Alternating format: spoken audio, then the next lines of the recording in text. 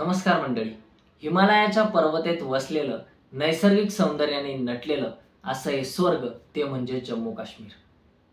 हे भारताचं स्वर्ग, भारतातच नव्हे तर पूर्ण जगालाही लाजवेल असं हे स्वर्ग. अनेक वर्षापासून जळत होतं. अनेक वर्ष यांच्यावर जम्मू काश्मीरवर तसेच इथल्या नागरिकांवर अन्याय झाला, अत्याचार झाला. प्राचीन काळात हिंदू आणि बौद्ध संस्कृतीचा वारसा इथे चालत होता. त्यानंतर मुस्लिम शासन इथं आलं. त्यानंतर बऱ्याच वर्षांनी ब्रिटिश काळ इथं सुरू झाला आणि 1947ला जेव्हा भारत स्वतंत्र झाला त्यावेळेस इथं रियासतींचं राज्य होतं. महाराज हरिसिंग हे तिथं रियासत चालवत होते. ते जम्मू काश्मीरचे महाराज होते. मित्रांनो, त्यांनी भारतात सामील व्हायला नकार दिला. भारतात त्यांनी विलिनीकरण आम्हाला करायचं नाही, आम्हाला आमचं जम्मू काश्मीर स्वतंत्र राज्य पाहिजे अशी त्यांची मागणी होती आणि त्यावर ते ठाम होते. परंतु तिथले काश्मीरी लोक आणि बरेच राजनीतिक पार्ट्या त्यांचा त्याला विरोध होता. त्यामुळं पाकिस्तानातल्या सांप्रदायिक ताकदांनी जम्मू काश्मीरवर आक्रमण केला आणि तिथली बरीचशी जागा ओरबडण्याचा प्रयत्न केला आणि त्यात ते यशस्वी देखील झाले. चीनने देखील 1962 मध्ये जम्मू काश्मीरवर हमला केला, भारतासोबत युद्ध केलं आणि बराचसा उत्तर पूर्व भाग आपल्या हातातून काढून घेतला आणि त्यावर कब्जा केला. त्याचा आता अक्साई चीन असं नाव आहे. परंतु भारत याला अवैध मानतो, भारत याला मान्यता देत नाही.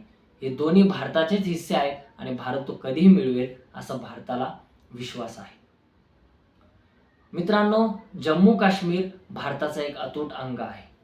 परंतु ज्या वेळेस 370 कलम यामध्ये लागू झालं होतं, ज्यावेळेस जम्मू काश्मीर भारताचा अतूट अंग झाला आणि त्यानंतर 370 कलम लागू झालं, त्या कलमेमुळे त्याला विशिष्ट दर्जा प्राप्त झाला आणि विशिष्ट दर्जा प्राप्त झाल्यामुळे अनेक गोष्टींचं नुकसान जम्मू काश्मीरला भोगावं लागलं.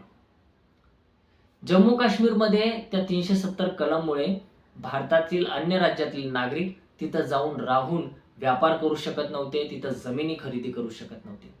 तसेच तिथल्या एखाद्या मुलीने जर अन्य राज्यातल्या मुलासोबत लग्न केलं तर त्या मुलीचे तिथे काही अधिकार राहणार नाहीत. जमिनीमध्ये किंवा अन्य कुठल्याही बाबतीत ती जम्मू काश्मीरचा नागरिक राहू शकत नाही, तर तिचे ते पूर्ण अधिकार हिसकावून घेतल्या जातात, तिला ते अधिकार राहत नाहीत.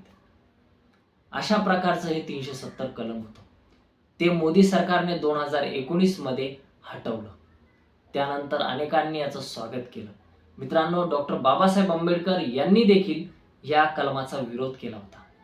370 कलम यांनी हे कलम याच्या जम्मू काश्मीरसाठी पाहिजेच नाही असं त्यांचं ठाम मत होतं. त्यामुळे त्यांनी यासाठी मसुदा तयार करणं देखील नाकारलं. शेवटी काँग्रेसने दुसऱ्याकडून याचा मसुदा तयार करून घेतला, परंतु 370 कलम लागूच केलं. आता हे इतिहास जमा झाले आणि आता सगळ्यात मोठी बातमी अशी की इथे इलेक्शन्स होणार आहेत. 2024च्या लोकसभा इलेक्शन देखील इथं झालं. 5 लोकसभा क्षेत्र इथं तयार झाले, ज्यामध्ये 2 बीजेपीने जिंकलेत, 2 जे नॅशनल कॉन्फरन्स आहे फारुख अब्दुल्लाची त्यांनी जिंकलेत आणि 1 सांसद तिथं अपक्ष म्हणून निवडून आला आहे. जम्मू काश्मीरचा राज्याचा दर्जा काढून तिथं आता केंद्रशासित प्रदेशाचा दर्जा जम्मू काश्मीरला देण्यात आला आहे. जम्मू काश्मीरमधून लडाख वेगळं केलंय. लडाखला देखील एक सेपरेट केंद्रशासित प्रदेश म्हणून मान्यता मिळाली. आता चांगले दिवस जम्मू काश्मीरला बघायला मिळतील अशी आशा करूयात. आणि आता 18 सप्टेंबरला इथून इलेक्शन सुरू होणार आहे आणि 4 ऑक्टोबरला त्याचा रिझल्ट येणार आहे. जम्मू काश्मीरमध्ये 18 सप्टेंबर, 25 सप्टेंबर आणि 1 ऑक्टोबर अशा 3 फेजमध्ये इलेक्शन होणार आहे. 90 सीटवर इथे इलेक्शन होणार आहे. विधानसभा जम्मू काश्मीरची गाजणार आहे. प्रत्येक राजनीतिक पार्टीने याचा स्वागतच केलंय. सगळेजण आता जम्मू काश्मीरच्या इलेक्शनमध्ये उतरणार आहेत. या इलेक्शनमध्ये अनेक मुद्दे गाजणार आहेत, ज्यामध्ये सुरक्षा, देशभक्ती, आतंकवाद, बेरोजगारी अशा अनेक मुद्द्यांवर हे इलेक्शन गाजणार आहे. कोण बाजी मारेल, काय वाटतंय मित्रांनो? ह्या इलेक्शनमध्ये बीजेपी बाजी मारेल का की तिथले प्रादेशिक पक्ष बाजी मारतील?